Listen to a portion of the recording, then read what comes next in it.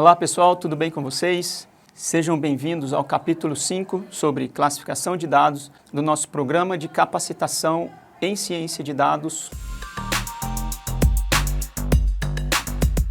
A tarefa de classificação é uma das principais tarefas preditivas que nós temos em análise de dados e o objetivo dela é determinar a classe de um objeto cuja classe é desconhecida.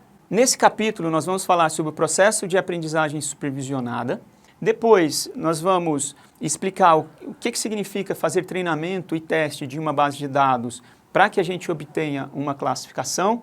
Vamos apresentar métodos aí para a gente poder estimar o desempenho de generalização desses modelos e, por fim, alguns algoritmos de classificação da literatura.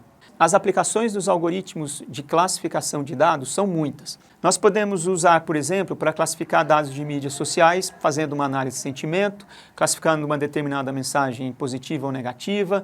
Eu posso identificar fraudes em cartão de crédito, eu posso oferecer crédito, determinar se uma certa pessoa que pede um empréstimo para comprar um veículo ou para comprar uma casa, se eu vou ou não conceder o crédito para essa pessoa. Eu posso, por exemplo, tentar identificar se um cliente vai sair da minha empresa, né? Se eu vou perder esse cliente, que é o que a gente chama de churn. Eu posso identificar se um determinado funcionário vai sair da minha empresa, que é o que a gente chama de turnover.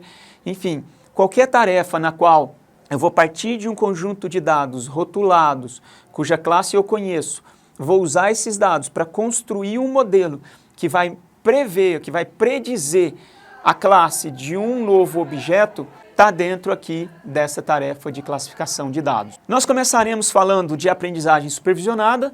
No capítulo anterior, nós falamos sobre agrupamento de dados, que é uma técnica não supervisionada.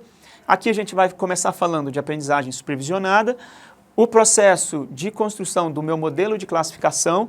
Vamos aprender como que eu avalio o desempenho desses algoritmos. Depois eu vou apresentar algumas técnicas de classificação que são muito comuns aí, tanto da literatura quanto do mercado também. Primeiro conceito para a gente explorar aqui é que eu parto de uma base de dados rotuladas, cuja classe de cada objeto eu conheço, e eu vou usar esses dados para inferir a classe de um objeto cuja classe eu não conheço. Isso é o que a gente chama de capacidade de generalização.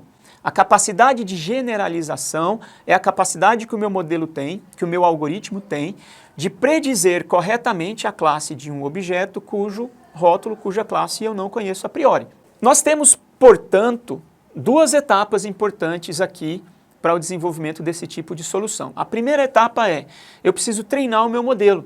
Então eu preciso ensinar o meu modelo a responder corretamente. Se nós pegarmos o exemplo de classificação de fraudes em cartão de crédito, eu vou partir de uma base de dados históricas de transações com cartão de crédito, na qual eu já tenho a informação, olha, essa transação aqui foi uma transação normal, aquela outra transação foi uma fraude, essa aqui foi normal e assim sucessivamente. Ao longo do meu processo iterativo, no meu processo de treinamento, eu quero que o meu algoritmo seja capaz de construir um modelo de classificação para os meus novos objetos. Essa fase de teste, ela tem o objetivo principal de eu poder avaliar qual o desempenho do meu algoritmo quando eu colocar em produção. Então, na fase de teste, eu pego o algoritmo treinado, coloco os meus dados sem rótulo na entrada e avalio o desempenho do meu classificador. Um ponto importante é que nessa etapa de treinamento, vejam, os meus dados são compostos por um par, que é o vetor de atributos que eu chamei aqui de xi, e uma saída desejada que eu estou chamando aqui de di, uma ou mais saídas desejadas. Então a gente trabalha com pares entrada, saída desejada para o treinamento dos algoritmos de classificação aqui nessa tarefa de aprendizagem supervisionada. Agora, esse algoritmo ele pode apresentar alguns tipos de erros. Aqui eu estou destacando dois erros para nós. O primeiro erro é o erro de representação, que a gente também chama de bias. O que significa isso? Significa que o algoritmo que eu estou usando para resolver o meu problema, ele pode não ser capaz de resolver o problema, por características intrínsecas do próprio algoritmo. Então, vamos considerar aqui, ó, essa curva, que é aproximadamente uma parábola que está representada por vários pontos. Então imagina que isso aqui eu tenho um sensor e esse sensor está lendo a cada instante de tempo ali um determinado valor lá do que ele está medindo. O que a gente percebe aqui é um conjunto um pouco irregular, um pouco ruidoso de objetos nessa minha base, e essa linha reta vermelha aqui é um modelo de aproximação por meio de uma reta que eu utilizei para representar esses pontos aqui, que tem uma forma parabólica. Quando a gente olha essa reta, está claro que ela não é flexível o suficiente para representar de maneira razoável esse conjunto de pontos.